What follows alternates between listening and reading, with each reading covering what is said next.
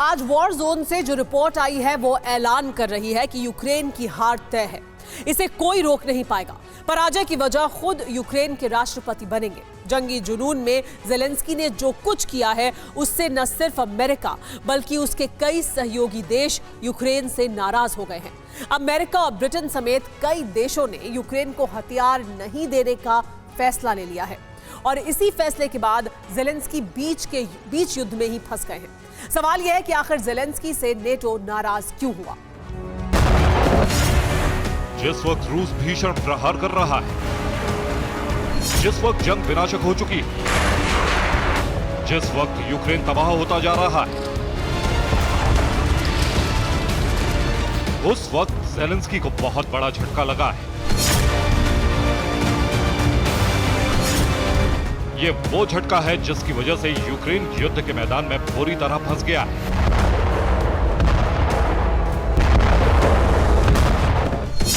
America ने Zelensky का साथ छोड़ दिया है, ब्रिटेन ने हाथ जोड़ लिया है, कई देशों ने मुंह मोड़ लिया है। ज़ेलेंस्की और उनकी सेना इस वक्त बेसहारा हो गई। कहीं से कोई भी मिलिट्री मदद मिलने की उम्मीद नहीं है।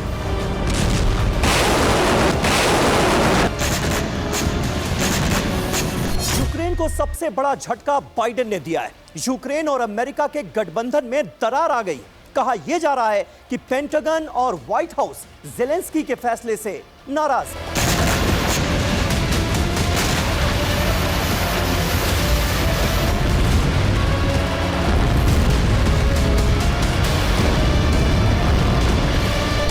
सवाल यही है कि आखिर अमेरिका और यूक्रेन के रिश्ते अचानक इतने खराब क्यों हो गए? ज़ेलेंस्की ने ऐसा क्या किया कि बाइडेन भड़क गए? इस बाबत रूसी मीडिया ने कई बड़े दावे किए हैं। दरअसल बाखमुत में बुरी तरह पिटने के बाद भी शहर नहीं छोड़ने पर अमेरिका नाराज है। बाखमुत में हद से ज्यादा गोला बारूद खर्च करने को लेकर भी अमेरिका भड़का हुआ है। अमेरिका के सुझाव के बावजूद बाखमुत से अपनी सेना नहीं हटा रहे हैं ज़ेलेंस्की। अमेरिका यूक्रेन को हद से ज्यादा मदद कर रहा है, बावजूद इसके ज़ेलेंस्की को यह मदद कम लगती है। ज़ेलेंस्की बार बार हथियार और गोला बारूद मांग रहे हैं, लेकिन आभार नहीं जता रहे। ज़ेलेंस्की क्रीमिया को खत्म करना चाहते हैं, लेकिन अमेरिका इसके पक्ष में नहीं है।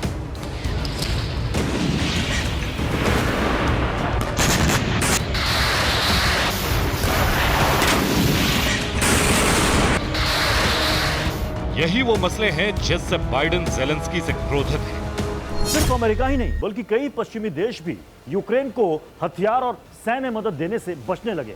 दरअसल ऐसे देशों के सामने आत्मरक्षा का खतरा पैदा हो गया है।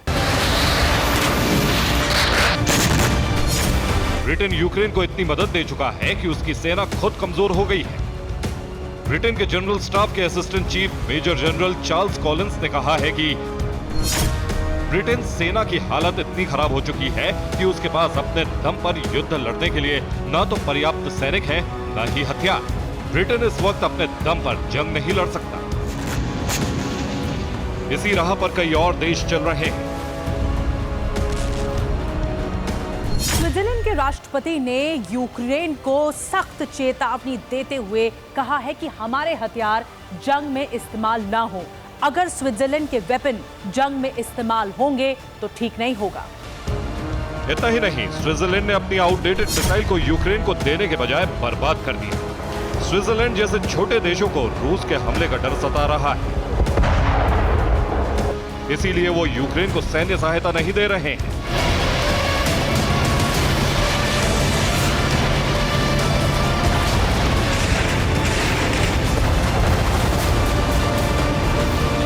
सूरत हाल यह है कि अब यूक्रेन को वेपन्स नहीं मिल रहे हैं। यूक्रेन के विदेश मंत्री ने फिर से हथियार सप्लाई करने की गुहार लगाई है, लेकिन पश्चिमी देश टस से मस नहीं हो रहे हैं, खासकर जर्मनी।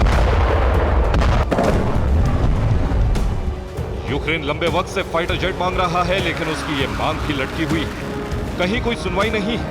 यही वजह है कि यूक्रेन के विदेश मंत्री को कहना पड़ा कि कुछ कारणों से यूक्रेनी फोर्स को अभी फाइटर प्लेन नहीं मिल पा रहे हैं।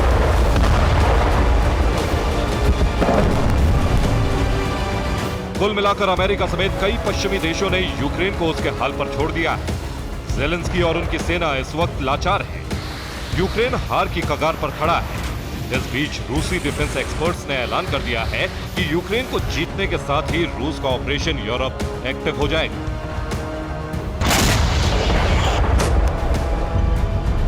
साफ है, यूक्रेन को तबाह करने के बाद पुतिन यूरोप को तहस नहस करने वाले हैं, ताकि दुनिया में रूस की बादशाहत कायम हो जाए। पुतिन का यही इकलौता और अंतिम लक्ष्य है।